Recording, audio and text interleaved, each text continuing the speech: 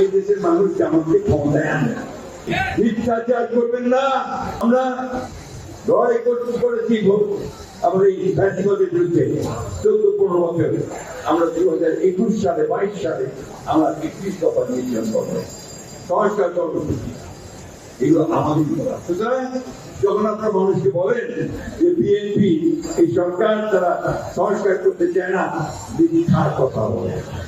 আমরা পরিষ্কার করে বলছি, মিথ্যাচার করবেন না, জনগণ আপনাদেরকে ক্ষমা করবেন। বন্ধুগণ, আমরা প্রতিটি 17 জুলাই আমরা পালন করি। আমরা তখনই বলেছিলাম যে বিষয়গুলো সম্ভব নয়, আমরা তখনই বলেছিলাম ভোট পিছনে দিয়েছিলাম।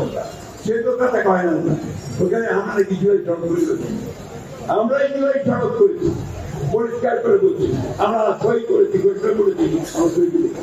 সুতরাং আমি পরিষ্কার করে বলছি, একটা দল আছে, ধর্মের নামে রাজনীতি করে। নামটা জানেন তো দলটা?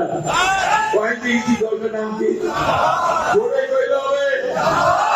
হ্যাঁ, খুব সুন্দর সুন্দর কথা বলবে, মিথ্যা কথা, ধর্মের কথা বলবে, আর মিথ্যা কথা বলবে।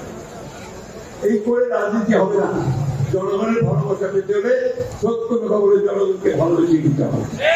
তখন ভীষণ ভাবে ঢাক ছিল, ক্ষমতা এসে গেছে, ঠিক না? নির্বাচনের আগে খুব চিন্তা এসে গেছে, জামাত এসে গেছে, বুঝতে গেল মানুষ ভর্তিছে কেন ভাই?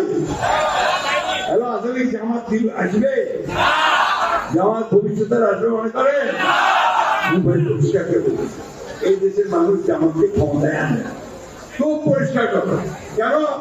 এই জামাত ইসলাম 1971 সালে আমার স্বাধীনতার বিরোধিতা করেছে। আমাদের জনসংখ্যা ছিল, মুক্তিযুদ্ধ ছিল, তাদেরকে হত্যা করছে, আমাদের মানুষের সংগ্রাম বিরোধ করছে। কোনো মতেই তাদেরকে ক্ষমতায় নিয়ে আসতে পারি না, এই দেশের মানুষ পারে না। আমরা গণতন্ত্র প্রতিষ্ঠা করতে চাই, গণতান্ত্রিক ভাবে করতে চাই। তার অর্থ এই নয় যে আপনার দেশের স্বাধীনতার বাইরে নিয়ে কথা বলবেন, অস্তিত্বের বিরুদ্ধে কথা বলবেন, আর আমরা সেগুলোকে মেনে নিয়ে কাজ করবো।